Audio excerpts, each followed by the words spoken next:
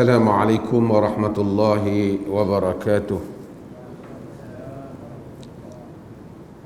Alhamdulillah, nahmaduhu wa nasta'inuhu wa nastaghfiruh wa na'udzu billahi min shururi anfusina wa min sayyiati a'malina. Man yahdihillahu fala mudilla lahu wa man yudlil fala hadiya lahu. Asyhadu an la ilaha illallah wahdahu la syarika lahu wa asyhadu anna Muhammadan abduhu wa rasuluh, amma ba'd. Hadirin dan hadirat yang dirahmati Allah, hadis yang berikutnya ialah masih lagi hadis di dalam babul masajid, bab tentang hukum hakam masjid, di mana Al-Imam Ibn Hajar Al-Asqalani menghimpunkan hadis-hadis hukum di dalam Bulughul Maram min Adillatil Ahkam, dan di dalamnya salah satunya ialah babul masajid yang kita telah sampai kepadanya. Dan hadis yang berikutnya ialah hadis an Abi Hurairah radhiyallahu an qala Rasulullah sallallahu alaihi wasallam qatalallahu al-yahuda ittakhadhu qubur anbiya'ihim masajid, muttafaqun alaih. Wa zada Muslim wan Nasara ولهما من حديث عائشة كانوا إذا مات فيهم الرجل الصالح بنوا على قبره مسجدا وفيه أولئك شرار الخلق.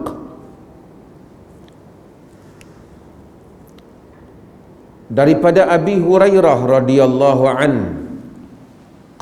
katanya, qala Rasulullah sallallahu alaihi wasallam, bersabda Rasulullah sallallahu alaihi wasallam, qatalallahu al-yahud ittakhadhu qubur anbiya'ihim masajida. Allah qatala asalnya perang ataupun qatala bunuh, qatala di atas dasar mufa'alah, musyarakah, tapi dalam konteks ayat Arab ni maksud Allah melaknat atau Allah menjauhi rahmat ataupun Allah membinasakan, yakni satu doa supaya Allah mengambil tindakan menjauhi rahmat dan petunjuknya. Qatalallahu al-yahuda, siapa? Kepada Yahud. Kenapa? Ittakhadhu qubur anbiya'ihim masajida, kerana mereka mengambil kubur-kubur para nabi mereka sebagai masjid. Yakni mereka jadikan kubur-kubur itu tempat upacara salat, tempat mereka memakmurkannya, seperti mana mereka memakmurkan masjid. Hadis ini muttafaqun alaih, diriwayatkan oleh Al-Bukhari dan Muslim. Kata Al-Hafidh Ibn Hajar yang demikian itu, jika sesiapa menyamak Sahih Muslim, ialah di dalam riwayat Muslim wazada Muslim menambah wan nasara, dan nasara, yakni qatalallahu al-yahuda wan nasara ittakhadhu qubur anbiya'ihim masajida. Allah melaknat Yahud dan Nasara yang mana mereka menjadikan kubur-kubur para nabi mereka sebagai masjid. Itu satu hadis daripada Abu Hurairah, dan hadis ini tentang Nabi sallallahu alaihi wasallam melaknat orang-orang yang menjadikan kubur para nabi, termasuk kubur baginda sallallahu alaihi wasallam, sebagai masjid. Bukan saja diriwayatkan oleh Abu Hurairah, diriwayatkan oleh Aisyah, diriwayatkan oleh Zaid bin Thabit, diriwayatkan oleh ramai para sahabat, diriwayatkan oleh Jabir, dan diriwayatkan oleh Usamah bin Zaid. Meriwayatkan hadis-hadis yang serupa, dan hadis-hadis ini Nabi SAW ulang dan tekan hadis ni terutama pada beberapa hari akhir baginda Nabi SAW wafat, sebelum baginda wafat, kerana baginda bimbang tentang orang menjadikan kubur sebagai tempat upacara ibadat, dan itulah yang kita lihat benar-benar berlaku.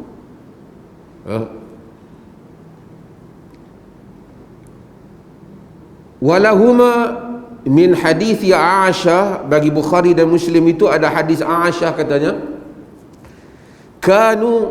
Nabi sabda, kanu idza mata fihimur rajulu salihu banau ala qabrihi masjida.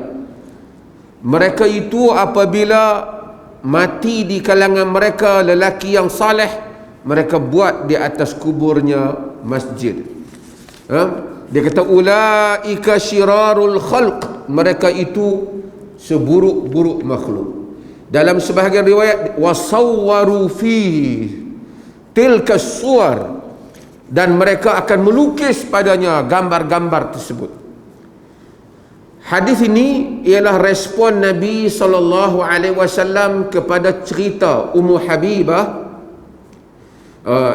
isteri Nabi SAW, Ummu Habibah anak Abu Sufyan, yang mana dia telah berhijrah ke Habasyah, dan juga bersama dengannya ialah Ummu Salamah yang juga berhijrah ke Habasyah.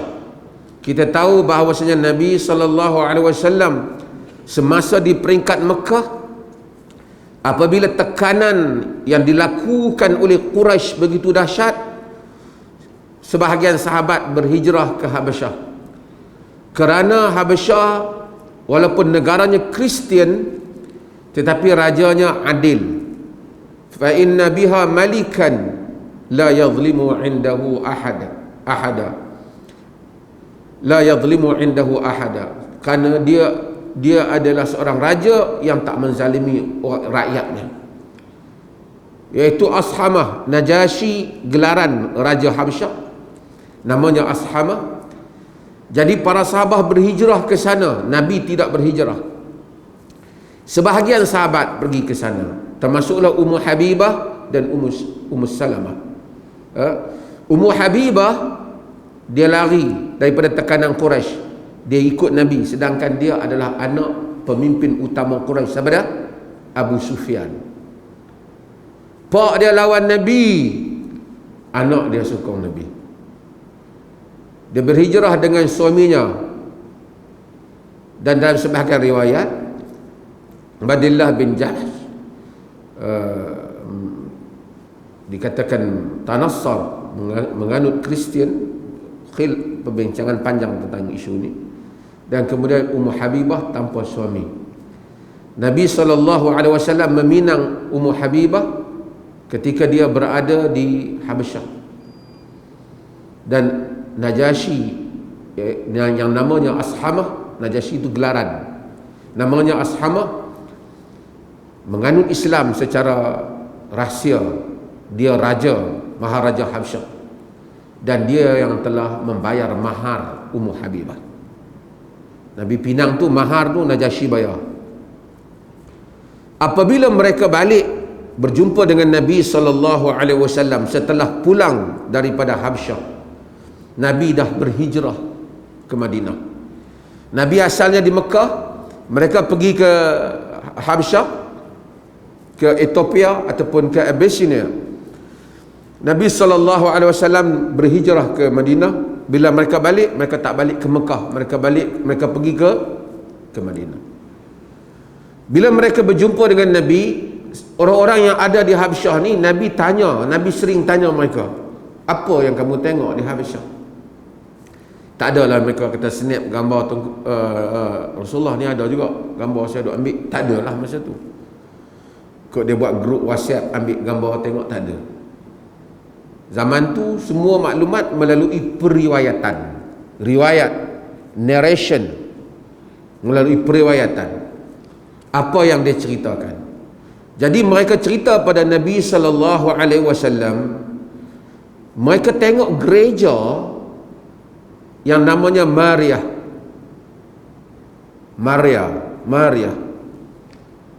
Dalam gereja tu cantik, banyak gambar-gambar orang, patung-patung banyak. Namanya gereja tu Maria. Nabi SAW kata, ulaika idza kana fihimur rajulu salih, dalam sebahagian riwayat, famata banau ala qabrihi masjidah. Mereka itu, kalau ada orang soleh, kalau ada tok guru ke apa, orang yang nampak warak, mati, mereka buat masjid tempat tu. Wasawwaru fihi tilka suwar, mereka buatlah patung-patung tu. Ulaika syirarul khalqi indallah, mereka itulah seburuk-buruk makhluk di sisi Allah yaumal qiyamah, pada hari kiamat kelak. Sebab apa mereka seburuk-buruk makhluk di sisi Allah Azza wa Jal? Sebab kerana perbuatan mereka lah lama kelamaan orang yang datang kemudian menjadi sesat. Mula-mula buat patung, inilah patung tok guru kita. Mari orang lain, oh ni patung tok guru, Masya Allah. Mari yang lain, ada patung ni berkat sikit. Mari orang lain, tunduk sikit hormat. Lama-lama orang sembah, lama-lama orang doa. Kerana ada orang mula.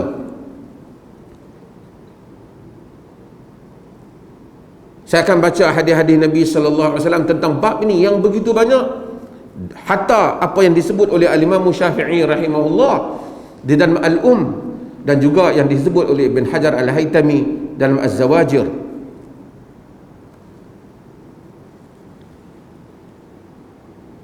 Benda-benda seperti ini, syaitan dia cuba menghasut manusia. Tuan-tuan tengok, bila ada orang mengaku Nabi boleh duk main kat dia,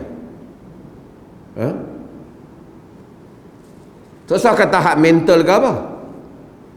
Hak tak mental, hak duk buat mata terbeliak Nabi main semua ada. Buat terkejut. Kalau Nabi boleh main kat dia, hak seorang pula, hak lain pula duk buat Nabi main duk lambai-lambai. Ada yang bubuh kursi kosong, ada yang buat ceramah, buat yang kita nampak tapi kita buat tak nampak. Nak tunjuk kata maqam dia tu sampai. Kalau dah ada dia apa boleh dakwah, kawan ni dia pergi kubur Nabi, terus dia dakwah, dia nampak lah. Dia nampak. Sebab ada yang mula. Sebab ada yang mula. Oh, mereka akan nakal kata Suyuti kada wa kada, fulan kada. Para muhaqqiqin, apa yang An-Nawawi sebut, kenapa tak ambil Imam Nawawi? Kalau tidak kau mazhab Syafi'i. Apa yang sebut Ibn Hajar Al-Asqalani sebut, kenapa tak nukut dia? As-Suyuti dia sebut tu, banyak perkataan Suyuti di samping kita hormat dia, tetapi perkataan dia As-Sakhawi mengkritik As-Suyuti dalam masalah ini dengan kritikan yang dahsyat. Bukan semua nak ditelan.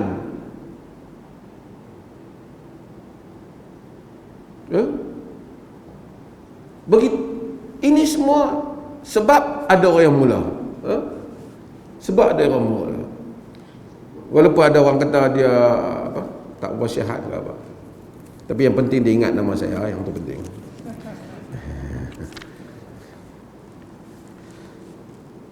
Kalau kita baca hadis-hadis Nabi SAW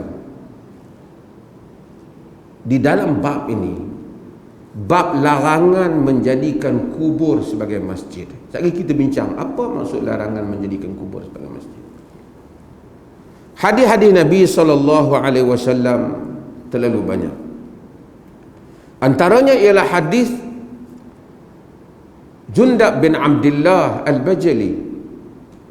Dia menyatakan bahawasanya dia mendengar Nabi SAW qabla an yamuta bi khams, sebelum 5 hari sebelum wafat. Nabi sebut, antara yang Nabi sebut, Nabi kata, ala wa in man kana qablakum kanu yattakhiduna qubura anbiya'ihim wa salihihim masajid fala tattakhidul qubura masajid fa inni anhaakum an dhalik. Nabi kata, kamu kena tahu, jaga-jaga, sebelum daripada kamu ni dah ada orang yang mengambil kubur para anbiya dan orang soleh sebagai masjid, sebagai tempat duk main tumpu ibadat. Tolong tuan boleh tengoklah, pergi dalam internet, banyak yang tawaf, yang apa. Yang menariknya, Nabi kata, fala tattakhidul qubura masajid, jangan ambil kubur sebagai masjid. Fa inni anhaakum an dhalik, aku larang kamu jangan buat yang tu, kata Nabi sallallahu alaihi wasallam. Hadis Muslim.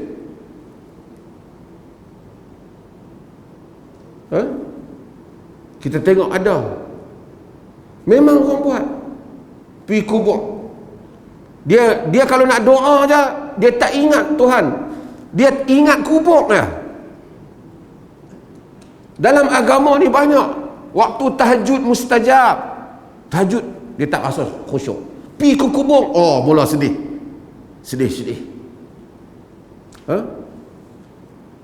Cari kubur sana, kubur sini. Nabi bagi amaran tu, hal tu akan berlaku. Ada orang baca hadis ni, dia kata ni mesti hadis Wahabi. Dia kata hadis Nabi tu, hadis Nabi. Sebab itu di kalangan mereka tak berapa selesa dengan Sahih Bukhari, Sahih Muslim. Mereka kata, sebab itu yang dia kata mungkin rawi pun dah bohong juga. Pasal apa? Pasal dia tak boleh buat hal-hal ni. Nabi bagi amaran. Al-Haris An-Najrani, dia kata, sami'tu Rasulullah sallallahu alaihi wasallam qabla an yamuta bi khamsin yaqul. Dia pun riwayat, dia kata, aku pun dengar Nabi sebelum mati 5 hari sebut hal ni. Nabi bukan kata kubur anbiya aja, anbiya wa salihihim, anbiya dan orang saleh. Ala wa in man kana qablakum, ala inna man kana qablakum kanu yattakhiduna qubur anbiya'ihim wa salihihim masajida. Ketahuilah orang yang sebelum daripada kamu, inna man kana qablakum, orang yang sebelum daripada kamu telah ambil kubur para anbiya dan orang soleh sebagai masjid. Fala tattakhidu kuburahum masajida, jangan kamu ambil kubur mereka sebagai masjid. Usamah bin Zaid, ni bapa dia Zaid, kesayangan Nabi, ni anak dia, duk jaga Nabi. Dia kata, aku dengar Rasulullah fi maradhihi alladhi mata fihi, pada masa Nabi sakit yang mana Nabi wafat pada dia, Nabi kata, adkhilu alayya ashabi, bagi masuk mari sahabat-sahabat aku. Nabi duk sakit, panggil sahabat masuk. Fadakhalu alaih, sahabat masuk. Wa huwa mutaqanni'un bi burdatil ma'afiri, baginda sallallahu alaihi wasallam mutaqanni'un bi burdatil ma'afiri, baginda sallallahu alaihi wasallam tutup kepala ni dengan burdah, dengan kain. Ma'afiri ni kain, nama kabilah Yaman, kain yang daripada Yaman lah baginda sebut. Lepas tu baginda angkat kain yang tudung kepala baginda sallallahu alaihi wasallam. Sahabat tu ada, Nabi kata, la'anallahu al-yahud wan nasara ittakhadhu qubur anbiya'ihim masajida. Allah laknat Yahud dan Nasara, ambil kubur para nabi mereka sebagai masjid. Pasal apa Nabi beritahu ni? Banyak kerap sangat ni, semua masuk nak beritahu. Nabi tak mau benda tu berlaku pada kubur Nabi. Pasal manusia ni, kubur Pulau Besar Melaka pun dia duk pergi tawaf dah. Tak tahu siapa duduk dalam tu. Tambah kalau kubur Nabi, kalau biar, dia akan tawaf, dia akan apa. Saya pergi ke India. Ada kubur tak berapa jauh daripada Nizamuddin tu, tempat yang dia orang duk pergi tu. Bukan di Nizamuddin tu, di dalam kawasan tu juga ada kubur. Solat di masjid, nak doa ke kubur.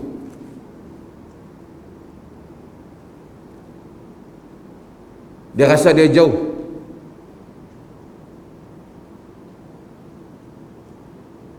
Kalau kita tanya, macam musyrikin kata, la na'buduhum illa liyuqarribuna ila Allahi zulfa.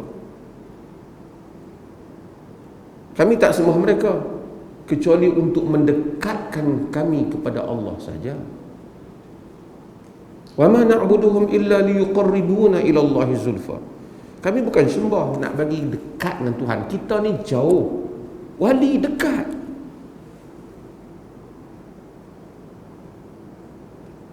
Nabi laknat. Sebahagian kata wali banyak bertasbih. Masa dia hidup ni dia sibuk. Bila dia mati dia tak makan tak minum dah. Lagi dia banyak masa free. Masa tu kita mau pergi jumpa dia. Kan? Soal tawasul dalam erti kata, ya Allah dengan berkat fulan terimalah doa, itu cerita lain. Ini cerita tawaf kubur ni, jadikan kubur sebagai tumpuan ibadah, ini cerita lain. Yang tu mungkin ada khilaf di kalangan ulama. Yang ni adalah pergi kubur. Dia kata wali sekarang ni masa mati lebih banyak ruang masa. Pasal wali ni berzikir dan kubur dia pun berdoa. Kalau macam tu, tuan-tuan, nak tanya, pokok bertasbih tak? Pokok bertasbih tak? Wa inna min syai'in illa yusabbihu bihamdi rabbih. Semuanya bertasbih memuji Tuhannya. Kita dah la tafqahuna tasbihum, kamu yang tak faham tasbih dia. Jadi bila kita jumpa pokok mintalah supaya doa saya mustajab. Semua pokok ni bertasbih.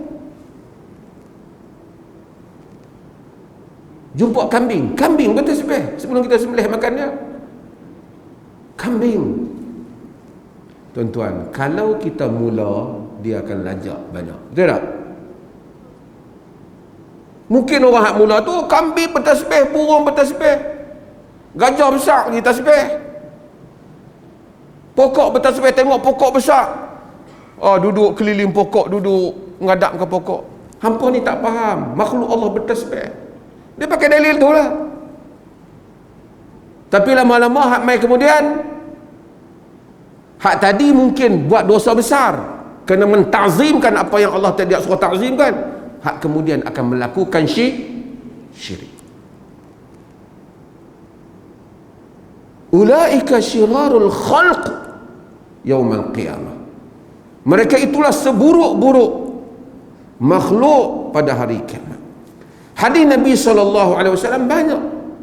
Hatta hadis Abu Ubaidah Al-Jarrah, dia kata apa yang akhiru ma takallama bihi Nabi SAW, akhir yang Nabi cakap, akhriju Yahud ahli Hijaz wa ahli Najran min jaziratil Arab.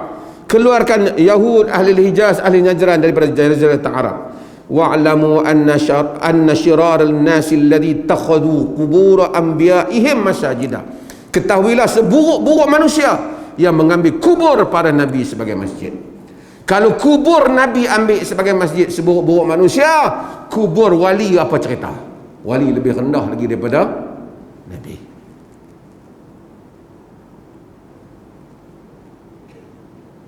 Yang menariknya, hak duk tawaf kubur tu kata, kamilah ahli sunnah. Lagi kita jam. Terang-terang menyanggahi sunnah. Terang-terang menyanggahi sunnah Nabi SAW. Dan inilah Banyak riwayat Abdullah bin Mas'ud, dia kata dia dengar yang benda yang sama, artinya Nabi pesan benda ni kerap. Di dalam hadis yang diriwayatkan oleh Ibn Khuzaimah dalam sahihnya, Abdullah bin Mas'ud kata, Nabi kata, inna syiraran nas man tudrikuhul sa'atu wa hum ahya wa man yattakhidu qubur masjida. Nabi kata seburuk-buruk manusia ni ialah orang yang mana kiamat datang dia masih hidup. Jaga hatu. Sebab tu kiamat datang kita jangan dah. Biar kita mati dulu. Ada yang duk seronok, duk tunggu, duk ramal. Weh, nak kiamat, nak kiamat. Konspirasi apa tahu dia duk tunggu kiamat. Dia ingat seronok kiamat. Nabi kata syirarun nas man tudrikuhu sa'atu wa hum ahya. Orang yang apabila kiamat mari dia masih hidup, buruk. Dan wa man yattakhidu al-qubura masajida, orang yang mengambil kubur sebagai masjid.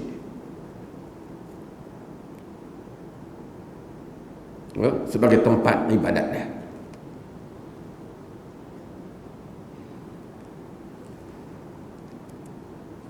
Banyak hadis-hadis yang seperti ini. Para ulama membahaskan apa maksud ambil kubur sebagai masjid. Kalau satu orang tu sembah kubur, minta semua kepada kubur, minta doa pada kubur, tak minta ke Allah dah, minta kat kubur, percaya kuasa kubur, itu adalah kufur kalau itu. Tapi kalau dia kata kita minta ke Allah juga, tapi kita tak boleh nak minta ke Allah, kena pergi kat kubur baru jadi doa kita. Kata para ulama, beberapa makna hadis ni. Di kalangan mereka menyebut maksud sembahyang as-salatu 'alal qubur. Salat kepada kubur, itu maksud ambil kubur sebagai masjid. Termasuk dalam masalah ni as-sujud ilaiha, sujud ke arah kubur. Wastiqbaluha bis-salati wad-du'a, doa minta kat kubur, itu maksudnya. Juga termasuklah maksud ini, kata mereka, ialah orang-orang yang mana membina masjid kerana ada kubur, dia buat masjid. Tengok-tengok ada kubur, dia buat masjid atas itu. Nanti mungkin akan ada orang istidlal dengan suratul Kahf. Suratul Kahf dijawab oleh para ulama dalam hal ini, bahawasanya qala alladhina ghalabu ala amrihim, orang yang menguasai urusan itu, lanattakhidanna alaihi masjida, kita akan jadikan tempat Ashabul Kahfi itu sebagai masjid. Ibn Rajab menyatakan bahawasanya itu bermaksud bahawasanya itu bukan menunjukkan dia itu adalah di kalangan orang mukmin atau tak mukmin. Bahkan yang ditunjuk dia satu orang yang berkuasa yang mengambil tempat itu sebagai masjid, bukan satu endorsement untuk menjadikan kubur sebagai masjid. Itu satu pengkhabaran cerita orang-orang yang berkuasa, dan ini insya-Allah kita akan sebut dalam hal yang akan datang. Nabi SAW, kalau kita tengok dalam hadis-hadis, baginda SAW ni sensitif, tak mau nak elak kubur ni duk jadi tempat orang duk berimpun, orang duk buat ibadat. Ni adalah, kita tengok negeri tertentu hak depa pi ni, dia memang melanggar semua yang para ulama sebut. Dia carilah kaul mana-mana kitab hak ujung tu, hak jumpa sikit nak macam dia ambil itu. Kaul yang jelas dia tak ambil. Kalau dia hanya pergi nak ibadat di kubur sebagai satu tabarrukan wa ta'ziman, mengambil berkat dan membesarkan, termasuk dalam kabair, termasuk dalam dosa-dosa besar. Siapa sebut ni? Ibn Hajar Al-Haytami, tokoh dalam mazhab Syafi'i. Dan kita akan sebut apa yang ini. Nabi kata apa? Nabi nak larang semua hal ni. Kata Abu Sa'id Al-Khudri, anna Rasulullah sallallahu alaihi wasallam naha an yubna 'ala al-qubur aw yuqada 'alaiha aw yusalla 'alaiha. Nabi larang buat binaan atas kubur. Tak mau duduk besar dengan kubur. Nabi larang duduk atas kubur. Pakat duduk atas kubur. Tu tak kira hak bawa gompang ni. Dia bergendang-bergendang atas kubur. Dengan andaian mesti tak tahu apa, kok dia ingat kawan nak bawah orang bangkit menari sekali ke. Tak tahu apa andaian dia. Au yusalla 'alaiha, ataupun salat di atasnya. Hadis riwayat Abu Ya'la dengan sanad yang sahih. Nabi larang. Totally kita tengok apa yang dilakukan oleh sebahagian orang mukhalafah dengan apa yang dinyatakan oleh Nabi sallallahu alaihi wasallam di dalam hadis-hadis baginda sallallahu alaihi wasallam.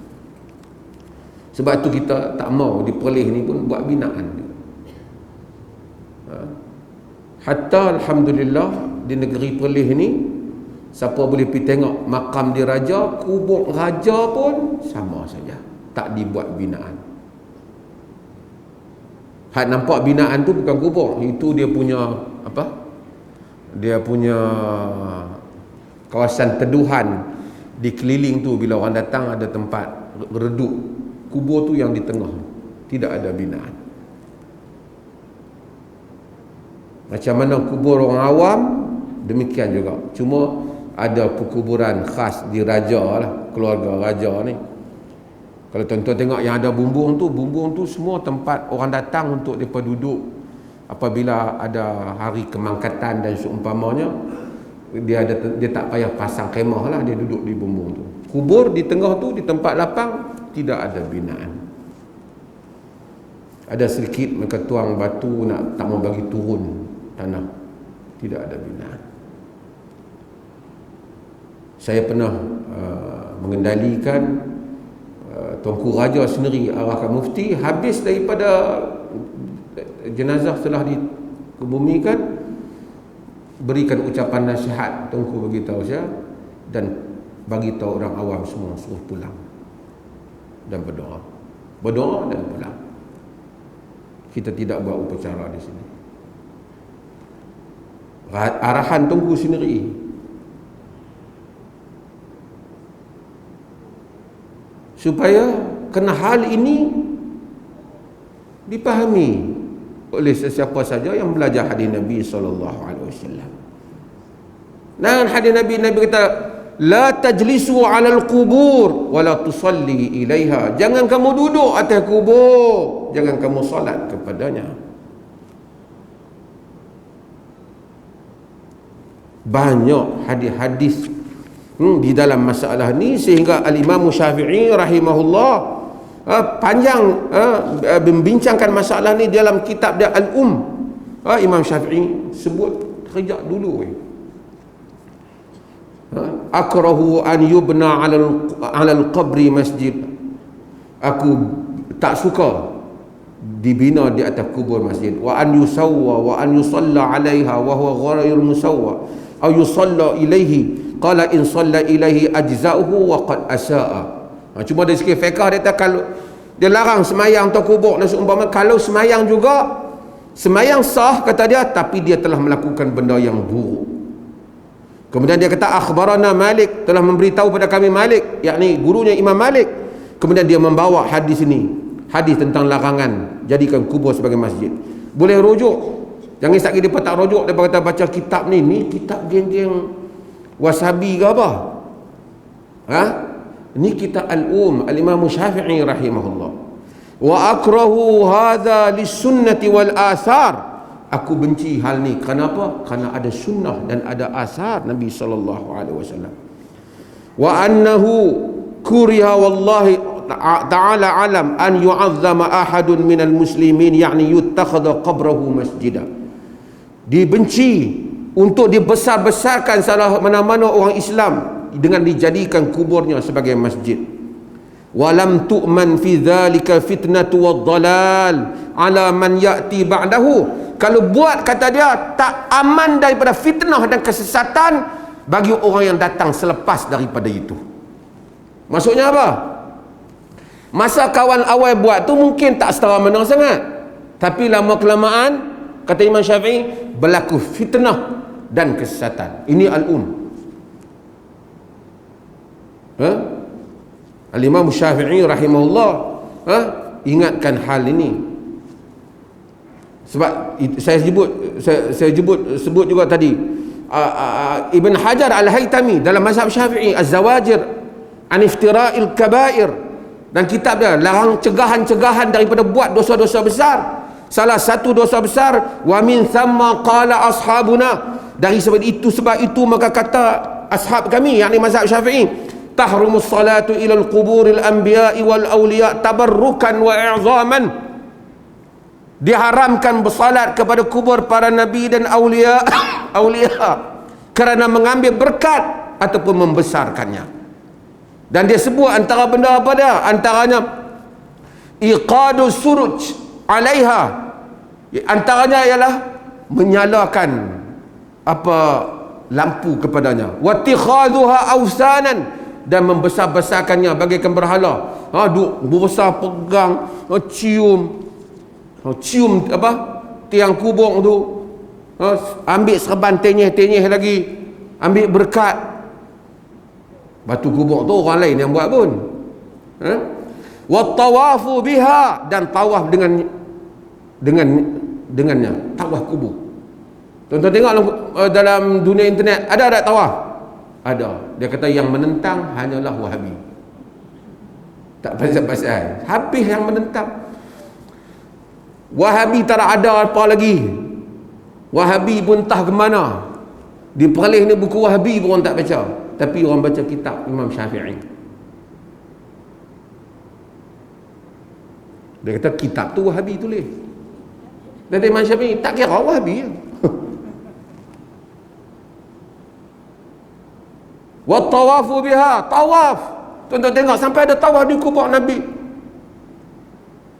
Hud, tawaf.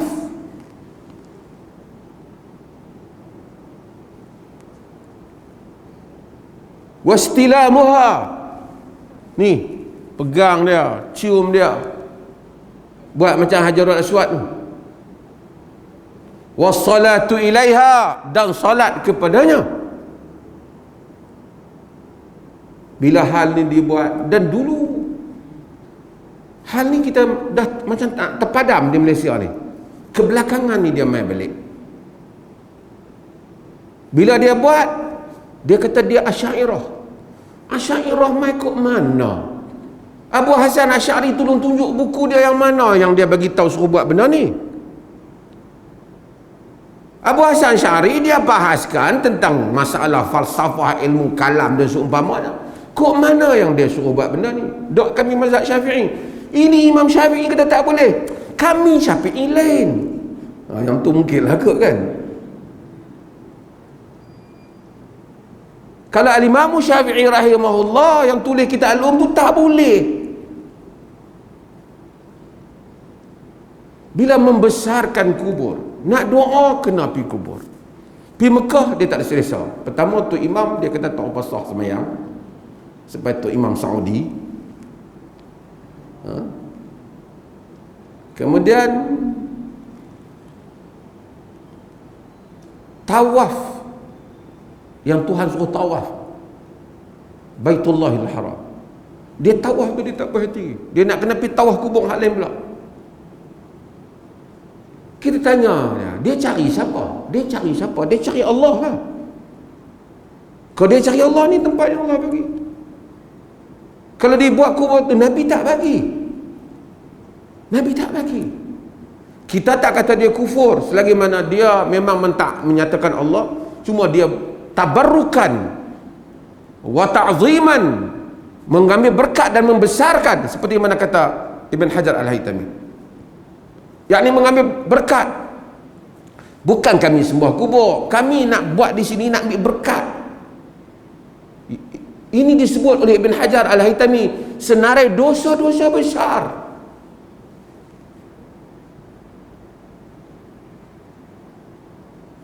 Imam Syafi'i rahimahullah menolak hal ni. Imam Syafi'i kata kalau buat Selepas daripada itu tidak aman daripada fitnah dan sesat.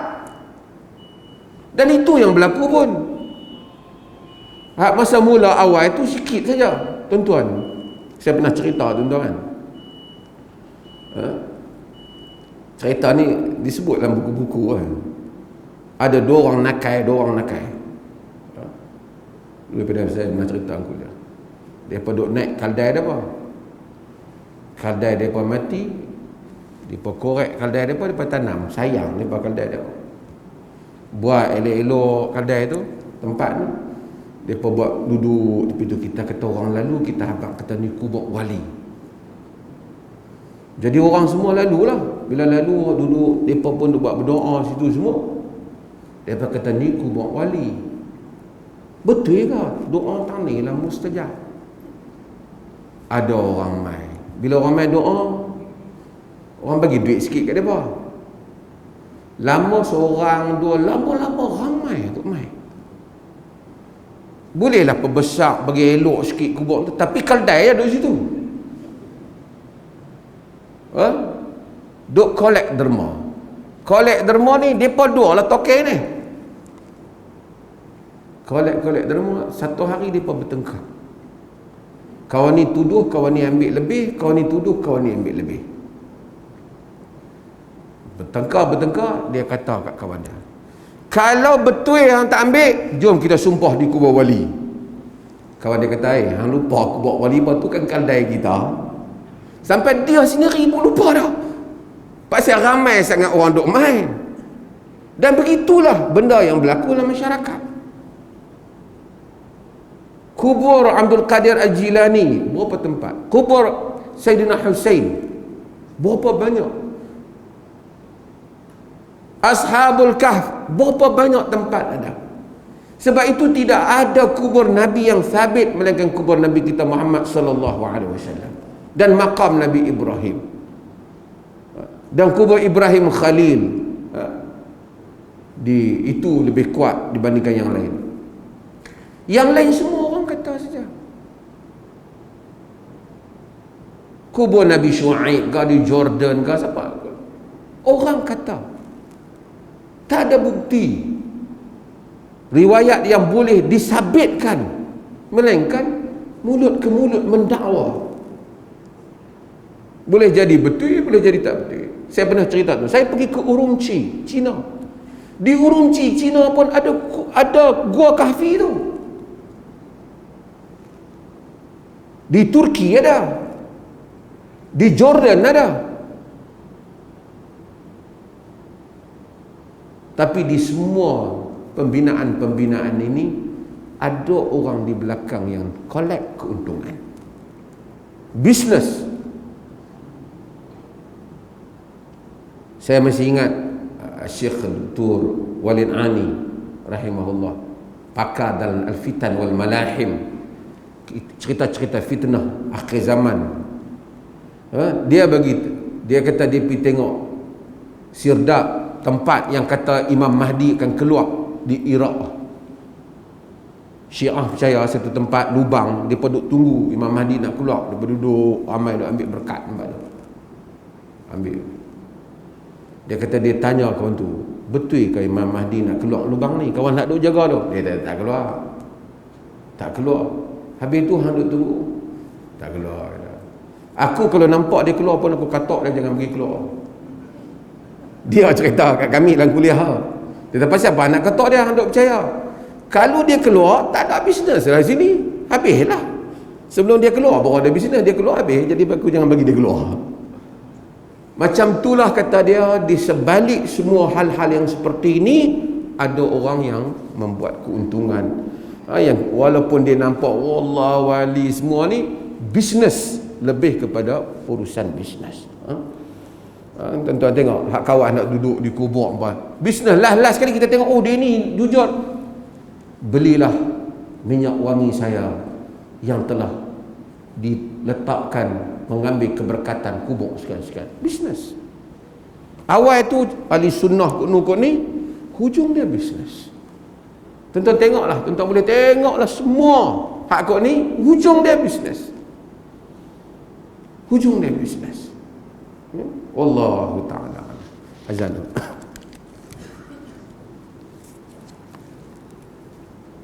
Saya tak berapa boleh panjang malam ni sebab Dr. Zakir Naik nak jumpa saya Ustaz.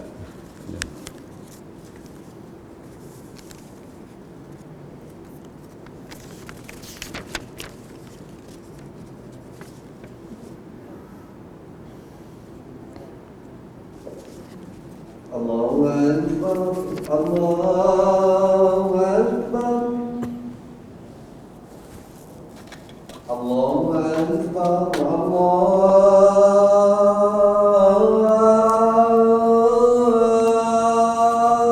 Akbar. Asyhadu an la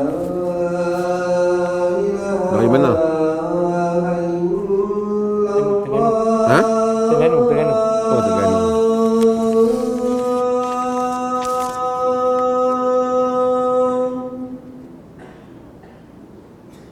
Asyhadu an la ilaha illallah.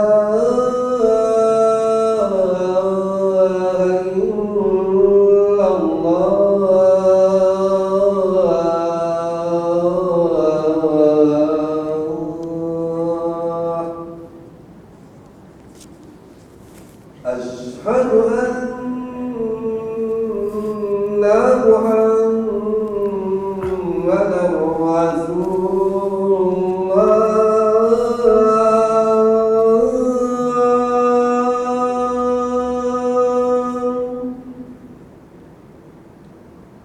Asyhadu anna Muhammadan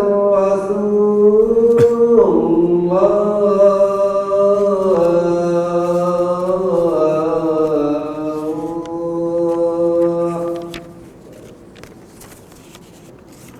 Hayya 'ala shalah.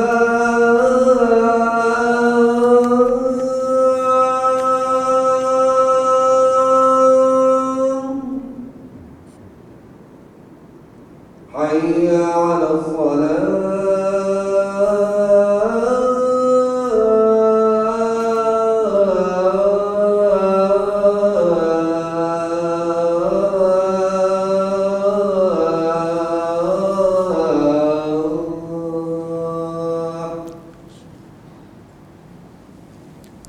Hayya 'alal falah.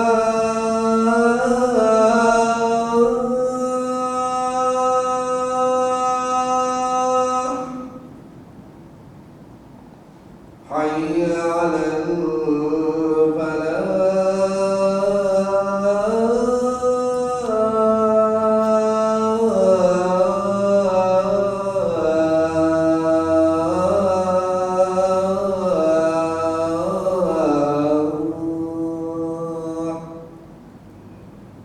Allahu Akbar, Allahu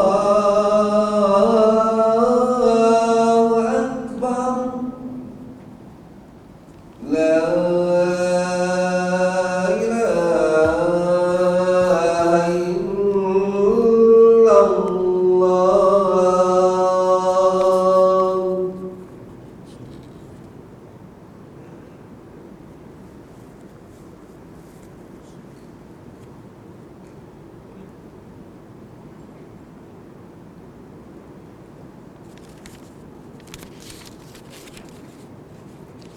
Saya baca soalan sebelum pelajar nak tanya soalan. Sekejap. Ada orang tanya soalan macam mana dengan kubur Nabi yang ada dalam masjid. Kubur Nabi tak ada dalam masjid. Asal memang ada cadangan nak pindah keluar masa Nabi wafat tu ke Baqi'. Abu Bakar Siddiq yang membaca hadis menyatakan Nabi dimakamkan di mana baginda wafat.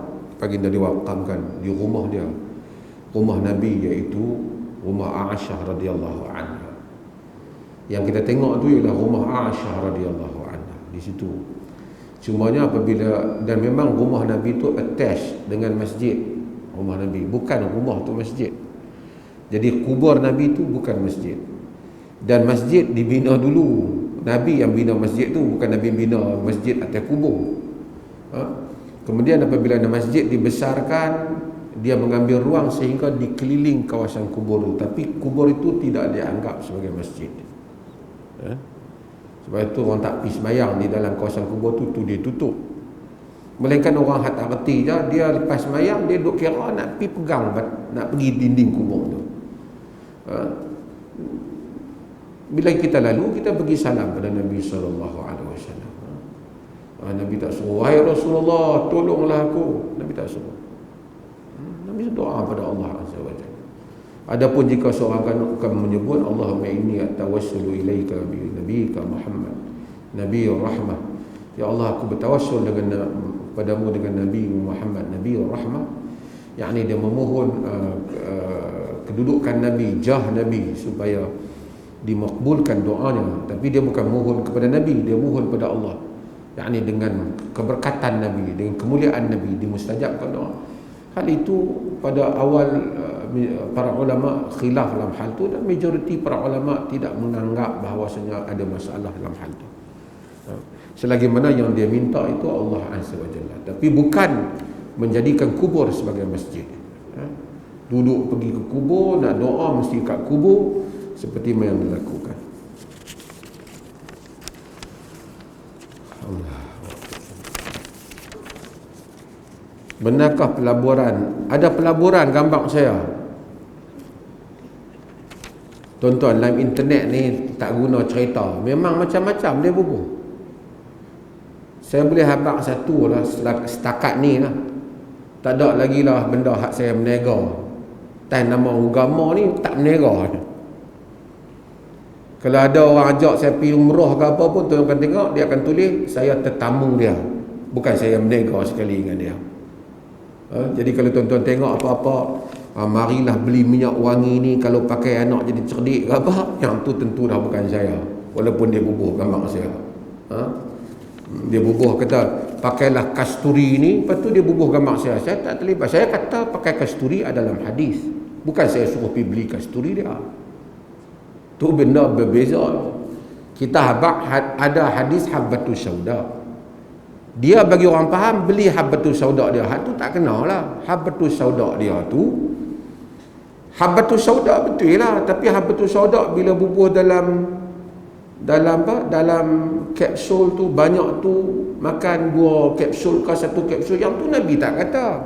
Nabi bagi tahu umum saja. Nak makan berapa banyak, Nabi tak bagi tahu. Dia makan habbatus sauda banyak, dia kata Nabi suruh makan, aku makan panas. Bukan Nabi suruh makan panas. Makan ikut suka tanang sendiri. Yang nak makan kena tanya pakar lah, perubatan. Habbatus sauda itself, habbatus sauda tu sendiri memanglah betul, dia syifa min kulli da', dia boleh menjadi penyembuh daripada segala penyakit. Itu pun perkataan syifa tu masuk menjadi penyembuh, kadarnya tidak dijelaskan, kan? Okey. Ada ke soalan? Ya, sila. Ya, sila.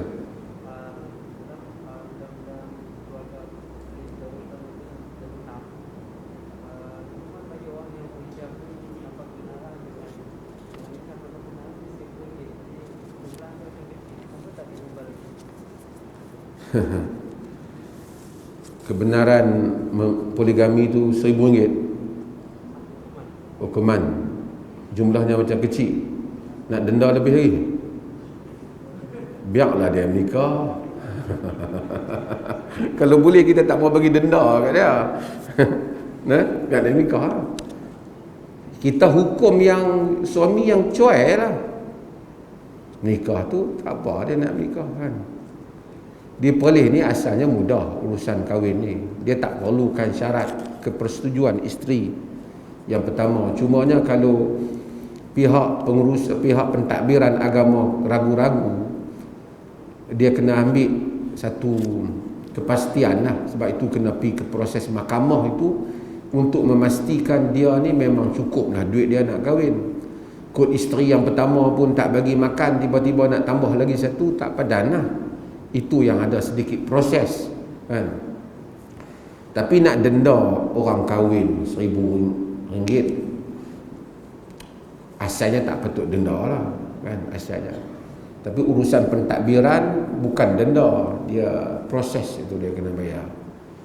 Kalau dia yang ada ialah apabila dia kahwin tanpa minta izin, itu. Kita ni kalau boleh orang nak kahwin ni nak bagi senang lah kan. Dia langkah pergi kot Siam tu senang sangat. Dia patah balik mai kat sini jadi payah tak badan lah. Cumanya nak bagi senang sangat pun nak kena pasti juga. Hak ada pun menikah tak, anak pun tak bagi makan, sekolah anak kelang kabut, nak nambah lagi satu. Yang tu mahkamah nak kena cek jugalah untuk adil kepada kedua-dua belah pihak. Itu datangnya siasat syariah. Siasat syariah. Ketika sambutan hari OKU, saya ada terbaca satu jurnal sikap Rasulullah menyantuni OKU. Penulis menyatakan dari penelitian dan kajian terhadap hadis yang diriwayatkan oleh Abu Zar, banyak membuktikan Abu Zar seorang OKU lembam. Rasulullah selain terangkan hal agama dan dunia secara lurus bendul kepada Abu Zar, menjerit di Mekah memberitahu dia Muslim sehingga dipukul sampai pingsan. Permohonannya untuk memegang jawatan ditolak.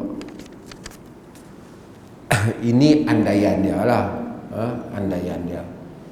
Sebab tu dia kena baca keseluruhan hadis. Abu Zar sebelum dia datang jumpa Nabi, dia telah hantar adik dia untuk report tentang orang yang telah menyatakan dia Nabi ni. Kalau jenis lembam, orang kata apa pun dia tak peduli. Ni dia hantar adik dia pergi siasat orang yang mengaku jadi Nabi. Adik dia balik bagi report tu dia tak puas hati, baru dia sendiri datang. Bila dia sendiri datang tu, dia tunggu nak jumpa Nabi tu satu peringkat ke satu peringkat, sehingga dia dapat jumpa Nabi dalam keadaan Nabi bersembunyi ketika itu, menunjukkan dia tak lembam. Cumanya dia satu orang yang berani. Dia dulu adalah perompok. Dia telah merompok. Dengan seorang dia pun dia boleh rompok orang, dengan 3 orang dalam rekod dia. Lembam mana rompok, lembam orang rompok dia. Dia perompok Abu Zar ni. Walaupun perompok, tapi dia tak percaya pada berhala, dia percaya Tuhan yang satu. Tapi dia sebab tu dia suku Ghifar. Sebab tu apabila dia mereka pukul Abu Zar, Al-Abbas bagi amaran kepada mereka, hampa semua cari pasal kah? Hampa tahu dia ni siapa? Ni daripada suku Ghifar. Hampa dalam perjalanan nanti suku Ghifar akan ambil tindakan pada hampa. Dia perompok Abu Zar. Dia dulu kerja dia perompok. Sebab tu nak bagi pandangan tu boleh baca 1-2 teks, tak boleh bagi pandangan. Kadang-kadang pakai motivasi ni saya cadang. Tak usah duk buat ijtihad hadis ke Quran, jangan duk buat lagi. Kadang-kadang mereka tak boleh bahasa Arab, mereka buat kesimpulan terhadap nas teks. Teks terjemahan tak sama dengan teks original teks. Kita baca tulisan Shakespeare in Malay, translated. Shakespeare tulis tulis dalam English. Kita baca, lepas tu kita buat kesimpulan, tak boleh. Kerana teks dia tu mungkin maksud macam lain. Ada benda dalam teks halus, maksud yang tersirat, sometimes very subtle. Kita buat kesimpulan dalam, kita hanya boleh buat kesimpulan yang orang simpul dah.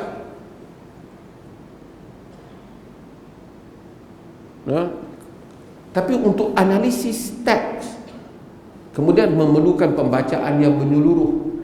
Ramai orang dia baca satu teks, dia buat kesimpulan, tak boleh, kena baca seluruhan teks yang berkaitan.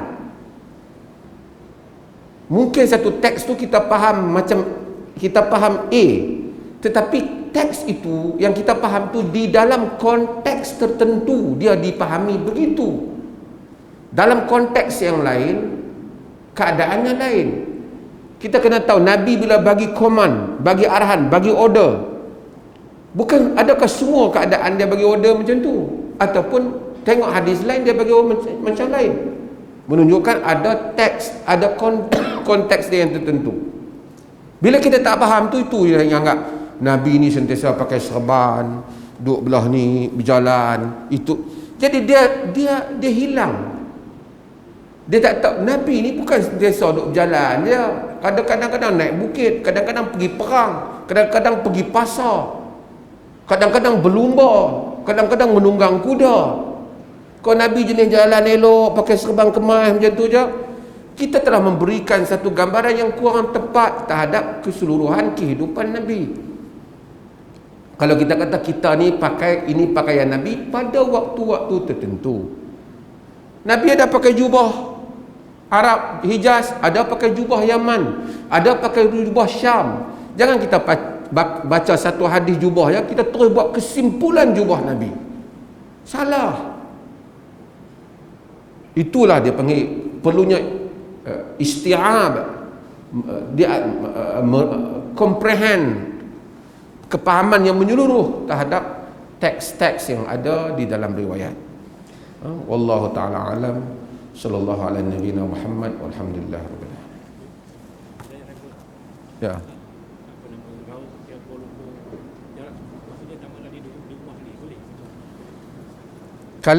Kalau sekiranya mana ni buka tak?